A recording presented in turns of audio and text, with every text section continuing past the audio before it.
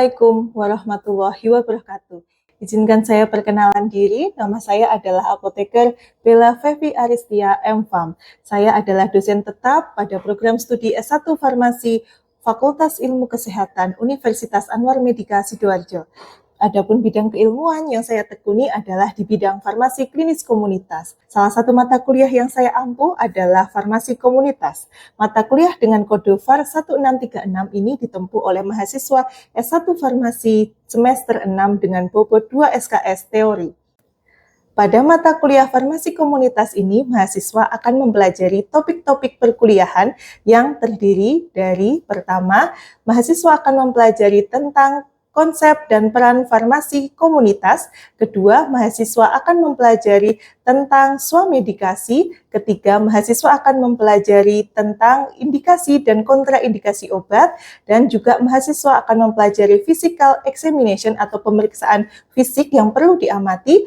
Kelima, mahasiswa akan mempelajari terkait pengenalan medical record. Keenam, mahasiswa akan mempelajari terkait farmasi history taking.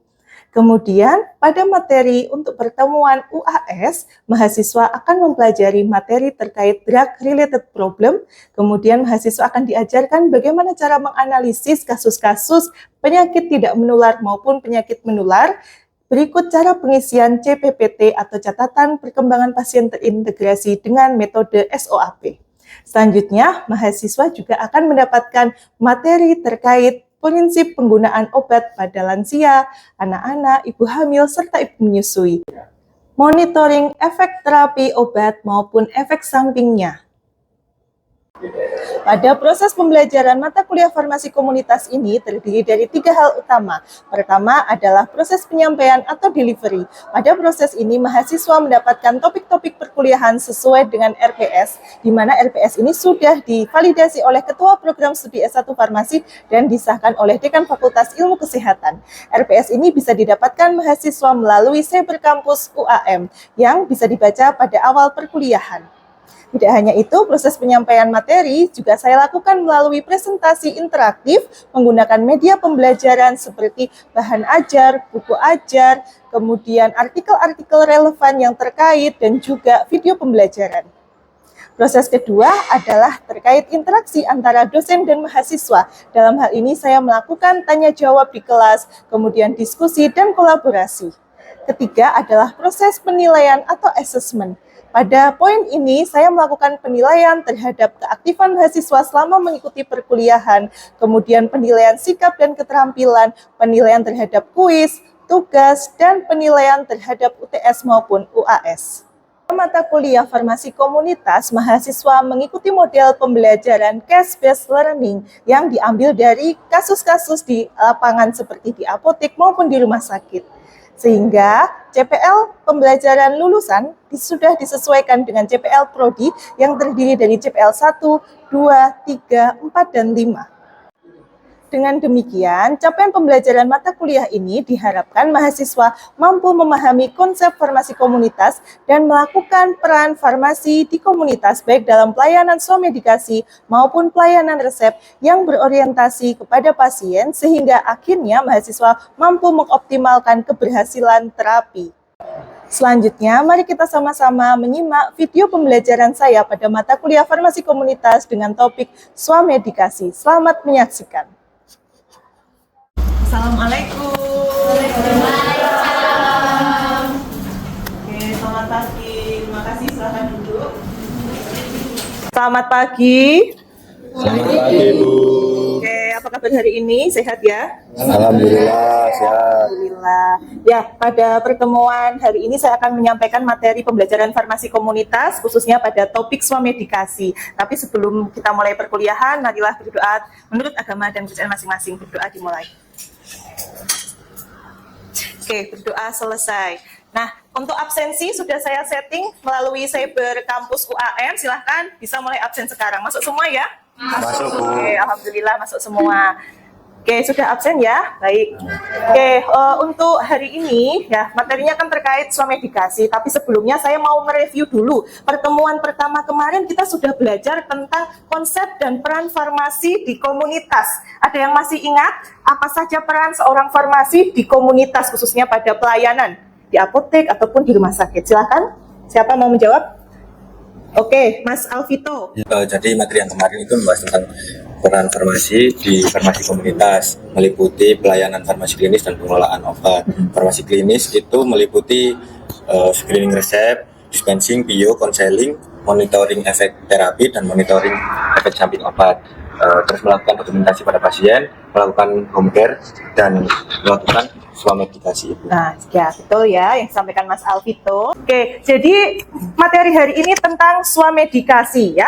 Nah, sebelumnya saya mau menyampaikan terlebih dahulu kompetensi yang diharapkan setelah mahasiswa mengikuti perkuliahan swamedikasi ini. Jadi yang pertama, diharapkan setelah mendapatkan perkuliahan swamedikasi, mahasiswa mampu mengumpulkan data dan informasi. Data dan informasi tentunya terkait masalah kesehatan pasien ya. Kemudian yang kedua, setelah berhasil tadi mengumpulkan data dan informasi, kita bisa menetapkan masalah ya. Setelah itu kita selesaikan masalahnya apa dengan pemilihan obat-obat swamedikasi yang sesuai. Kemudian kita lakukan monitoring dan evaluasi, pencatatan dan pelaporan, komunikasi efektif, serta praktek profesional, legal dan etik. Ya, jadi itu kompetensi yang diharapkan. Oke, selanjutnya masuk ke materi inti ya. Jadi saat ini swamedikasi itu semakin meningkat peminatnya. Ya, menurut BPS, Badan Pusat Statistik, ya swamedikasi pada tahun 2020 prevalensi masyarakat yang melakukan swamedikasi sebesar 72,19%. Tapi kita lihat data di tahun 2024 bagaimana, mengalami kenaikan?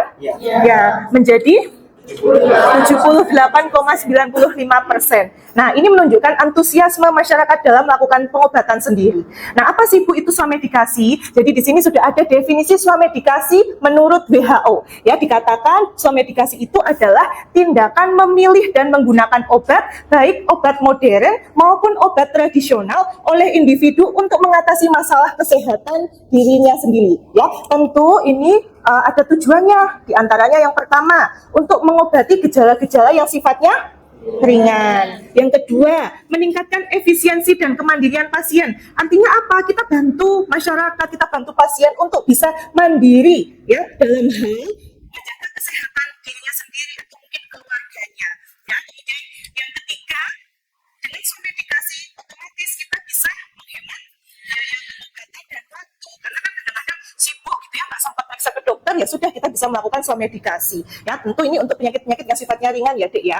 Nah, kemudian yang keempat adalah tujuannya untuk meningkatkan pengetahuan masyarakat tentang penggunaan obat yang rasional, ya.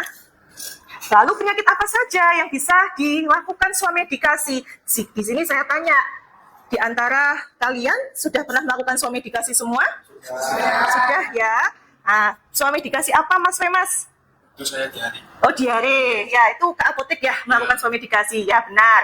Ada ya diare di sini bisa dilakukan swamedikasi. Terus kemudian pernah melakukan swamedikasi apa, Mas? Saya nyeri otot. Nyeri otot, pegel-pegel gitu ya.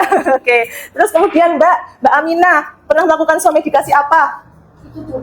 Batuk flu, batuk pilek gitu ya. Jadi memang penyakit-penyakit yang bisa dilakukan swamedikasi adalah penyakit-penyakit yang sifatnya ringan ya, seperti batuk flu, alergi, kemudian nyeri otot pegel-pegel gitu ya, demam, sakit mah atau gastritis, cacingan, kemudian konstipasi atau sembelit, diare, sakit kepala, dan penyakit kulit yang sifatnya ringan. Nah, lalu di sisi lain swamedikasi ini juga ada keuntungan maupun kerugiannya.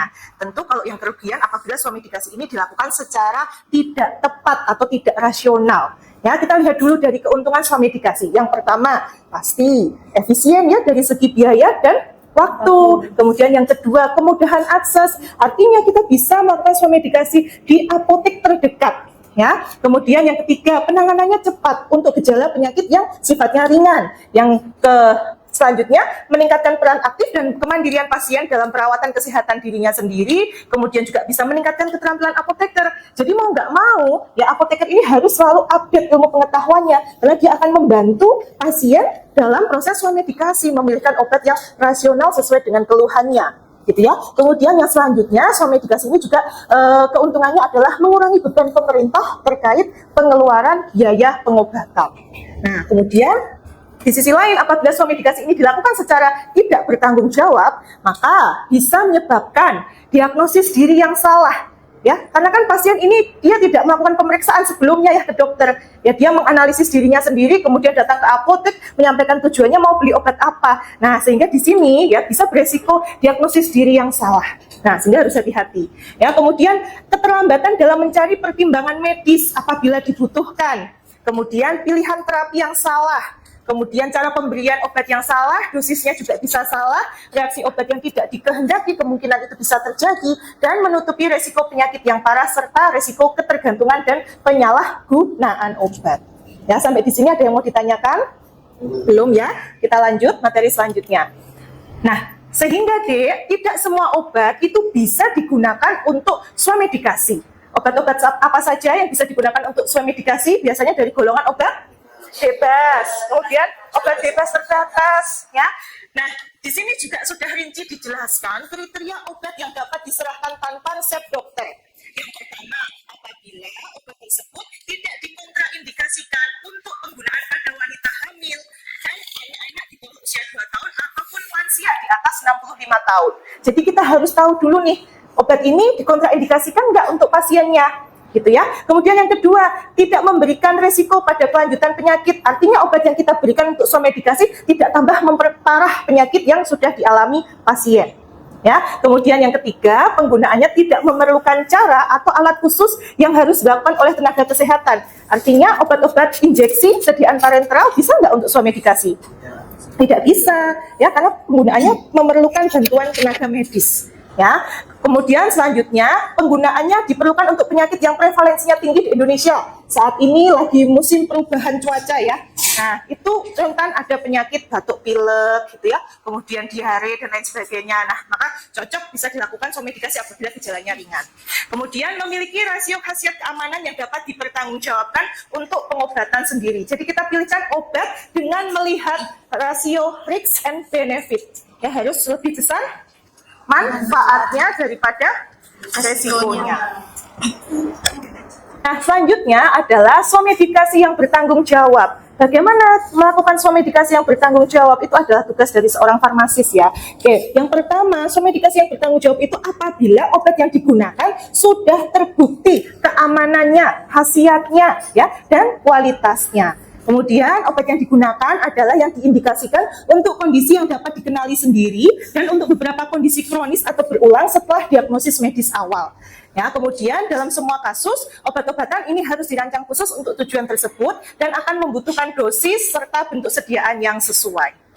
Ya, ini adalah golongan-golongan obat yang bisa kita gunakan untuk swamedikasi seperti yang sudah tadi disampaikan ya. Ada obat golongan bebas ditandai dengan lingkaran berwarna hijau dengan tepi berwarna hitam ya. Contohnya ada paracetamol, kemudian ada antasida, kemudian ada atapulgid. Kemudian yang selanjutnya adalah golongan obat bebas terbatas dengan logonya apa penandaannya? Warna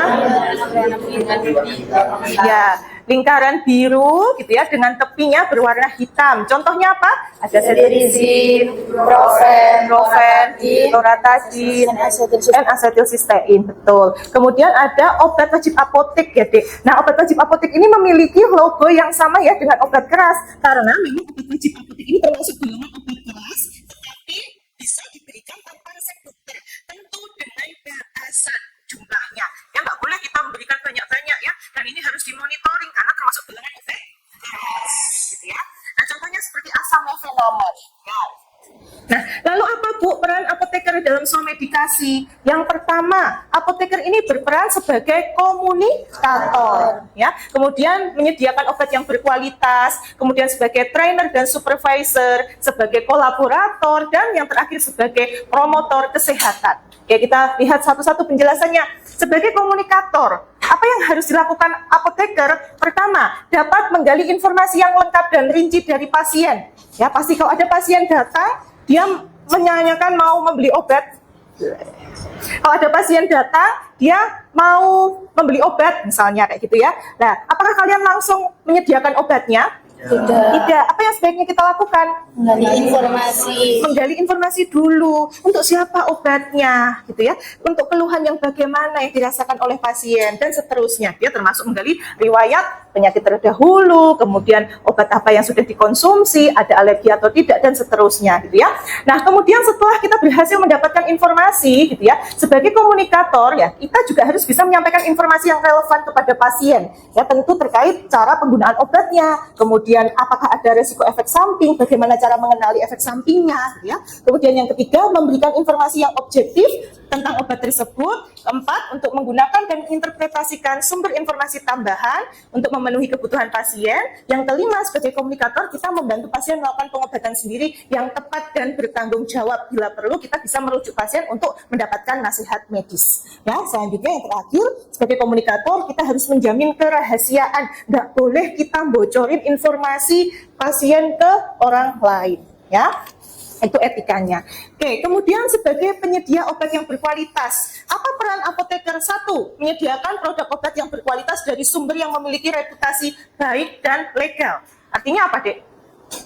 Kita kalau mau order obat di apotek, berarti obatnya berasal dari distributor yang resmi, kemudian yang punya reputasi baik, gitu ya, perizinannya lengkap, gitu ya. Kemudian selanjutnya, ya, sebagai seorang penyedia obat yang berkualitas, kita juga harus memastikan obat yang kalian simpan di apotek itu harus sesuai dengan standar penyimpanan, nggak boleh sampai rusak, ya, nggak boleh sampai ED diserahkan ke pasien, ya, jadi harus dikontrol itu ruang penyimpanan obatnya. Kalau nggak boleh disimpan di suhu yang panas, ya kita lengkapi apotek dengan ruang pendingin, gitu ya. Kalau memang harus disimpan di kulkas, ya kita taruh di suhu yang sesuai. Kita lengkapi sarana apotek juga dengan temperatur, ya, untuk mengecek suhu dan kelembapan sehingga memastikan obat yang diterima pasien itu dalam kondisi yang baik, tidak rusak.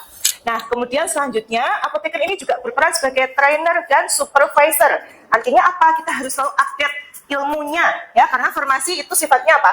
Lifelong learner, ya, artinya belajar terus sepanjang hayat, ya, karena ilmu pengetahuan selalu update. Dengan cara apa? Mengikuti seminar, workshop, pendidikan berkelanjutan, kayak gitu ya. Kemudian yang selanjutnya, kita kalau dalam melakukan pekerjaan itu dibantu oleh seorang TTK, tenaga teknis kefarmasian, maka apoteker tersebut juga harus memastikan bahwa TTK ini melakukan praktek dengan bertanggung jawab sesuai dengan standar. Ya, seperti itu. Oke, sampai di sini jelas? Ada yang mau ditanyakan? Jelas ya? Belum? Saya lanjutkan deh. Oke, kemudian sebagai kolaborator, dalam hal ini apoteker harus bisa menjalin kerjasama yang baik. Dengan siapa saja? Dengan profesional layanan kesehatan, dengan asosiasi profesi nasional, dengan industri farmasi, dengan pemerintah, maupun dengan pasien dan masyarakat umum. Ya, kemudian terakhir, sebagai promotor kesehatan, apoteker ini harus bisa melakukan screening untuk mengidentifikasi masalah-masalah kesehatan di masyarakat. Setelah itu, apoteker ini juga harus bisa melakukan promosi kesehatan untuk meningkatkan kesadaran masyarakat tentang masalah kesehatan dan pencegahan suatu penyakit. Ya, yang selanjutnya sebagai promotor kesehatan, apoteker harus bisa memberikan saran kepada individu dan membantu mereka membuat pilihan kesehatan yang tepat. Ya, seperti itu. Nah, kemudian ini tanggung jawab apoteker dalam pelayanan kesehatan. Ya, yang pertama bisa memberikan nasihat, ya, dan informasi yang benar, cukup, objektif, ya, tentang swamedikasi. Kemudian bisa membantu merekomendasikan pasien agar segera mencari nasihat medis apabila diperlukan. Ya, kemudian yang selanjutnya bisa memberikan laporan, ya, kepada lembaga pemerintah yang berwenang dan bisa menginformasikan kepada produsen obat bersangkutan mengenai efek samping yang tidak dikehendaki yang terjadi pada pasien yang menggunakan obat swamedikasi tersebut. Kemudian terakhir bisa mendorong anggota masyarakat agar memperlakukan obat ini sebagai produk khusus yang harus digunakan dan disimpan secara hati-hati, tidak boleh digunakan tanpa indikasi yang jelas. Ya. Nah, prosedurnya bagaimana dalam melakukan tahap-tahap swamedikasi ini? Pertama, dilakukan pasien assessment. Ya, apa itu pasien assessment? Kita keluhan pasien, mendengarkan keluhan pasien, kemudian menggali informasi dari pasien. Ya, informasi apa saja yang bisa kita gali? Keluhan, riwayat alergi, tempat timbulnya rasa sakit, sudah berapa lama dia sakit, sudah diobati atau belum, gitu ya. Nah, kemudian setelah itu, setelah berhasil melakukan assessment, kita berikan rekomendasi obat yang tepat, yang rasional, sesuai dengan gejalanya. Jangan sampai memberikan rekomendasi obat yang sifatnya berlebihan. Ya, nanti ada obat tidak ada indikasi. Nah, itu kan menjadi tidak rasional. Ya, kemudian yang selanjutnya setelah disiapkan obatnya, kita kasih informasi edukasi gitu ya. Nah, ini informasi apa yang bisa kita sampaikan pada praktek somedikasi? Pertama, tentu kita kenalkan nama obatnya. Dapat obat apa pasiennya disebutkan, ya. Khasiatnya, ya, kontraindikasinya, efek samping dan cara mengatasinya bagaimana. Ya, tentu dalam hal ini tidak semua efek samping harus kalian sampaikan, tapi sampaikan efek samping yang sifatnya potensial terjadi, yang sering dilaporkan gitu ya. Kalau semuanya efek samping disampaikan, nanti pasiennya takut mau mengkonsumsi obat gitu ya. Jadi harus kita sampaikan informasi yang relevan berkaitan gitu ya. Kemudian cara pemakaian obatnya, ya, 3 kali sehari, berapa tablet ya, atau berapa mili. Nah, itu penting. Kemudian dosisnya, waktu pemakaiannya kapan, ya, sebelum makan atau sudah makan, pagi hari atau malam hari, itu disampaikan. Kemudian hal yang harus diperhatikan sewaktu minum obat juga harus disampaikan pasien. Serta hal yang harus dilakukan jika lupa memakai obat, cara penyimpanan obatnya, cara memperlakukan obat yang sisa, serta cara membedakan obat yang masih baik dan yang sudah rusak. Itu kita edukasikan, informasikan ke pasien yang melakukan swamedikasi. Nah, untuk itu kita juga bisa menerapkan metode WWHAM atau AS method, ya. Dari WWHAM dulu. W yang pertama adalah who is it for? Artinya untuk siapa obat ini digunakan? Ya, karena pasien datang ke apotek kan belum tentu beli obat untuk dirinya sendiri ya. Kadang-kadang dia beli obat untuk keluarganya, kerabatnya, ya, sehingga kita tanya untuk siapa, ya. Kemudian W yang kedua, what are the symptom? Artinya apa gejalanya, gitu ya. Kemudian yang ketiga, how long have the symptom been present? Sudah berapa lama gejala itu dia rasakan, gitu ya. Kemudian action taken, sudah melakukan apa nih? Ya, yang terakhir M, medication being taken. Artinya sudah mengkonsumsi obat apa untuk mengatasi gejala tersebut. Ya. Kemudian kalau dengan metode S method, ya, pertama, usia pasiennya berapa? Ya. Yang kedua, self or someone else. Artinya apa? Untuk siapa? Untuk diri sendiri kah atau untuk orang lain? Ya. Kemudian yang selanjutnya ada medication, pengobatan. Ya, sudah diobati belum gejalanya. Kemudian extra medicine, artinya ada atau tidak obat tambahan yang sedang dikonsumsi. Ya. Kemudian time persisting, artinya sudah berapa lama gejalanya muncul. Kemudian history, mungkin ada riwayat alergi, riwayat pengobatan, riwayat penyakit, gitu ya. Other symptom, ya, gejala-gejala lain, dan danger symptom, artinya ada nggak gejala yang membahayakan. Ya, seperti itu. Kita bisa menerapkan metode WWHAM maupun S method untuk melakukan swamedikasi. Nah, ini materinya sudah selesai, Dek. Sekarang saya mau tanya, gitu ya. Oke, pertama, tadi kalau melakukan swamedikasi, itu kan kita melakukan monitoring terkait efektivitas obat maupun efek samping obat.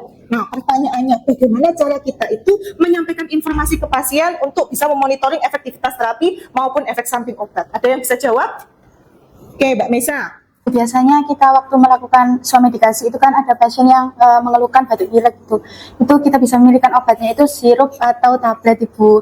Kemudian sirup atau tablet kan biasanya mengandung antihistamin. Antihistamin itu memiliki efek samping mengantuk. Jadi kita sampaikan ke pasiennya itu setelah meminum obat ini itu dilarang untuk berkendara. Kemudian untuk monitoring efektivitas obatnya, kita dapat menyampaikan harapannya setelah minum obat ini nantinya diharapkan pasiennya batuknya sudah reda. Kemudian apabila setelah 3 hari belum reda, jadi disarankan untuk pasiennya periksa ke dokter aja. Oke, ya, tepat sekali ya. Mbak Mesya, dalam melakukan monitoring efek terapi maupun efek samping obat, kita harus bisa menyampaikan informasi efek samping yang tadi sifatnya paling banyak terjadi. Jangan semuanya disampaikannya kayak tadi, contohnya histamin ya tadi ya. Antihistamin bisa menyebabkan efek mengantuk, sedasi. Itu diinformasikan ke pasien. Ya, kemudian kalau batuk, harapannya apa setelah mengkonsumsi obat ini? Ya, batuknya menjadi hilang, reda. Kemudian kalau ada demamnya turun gitu ya. Tapi kalau dalam 3 hari setelah mengkonsumsi obat tidak sembuh,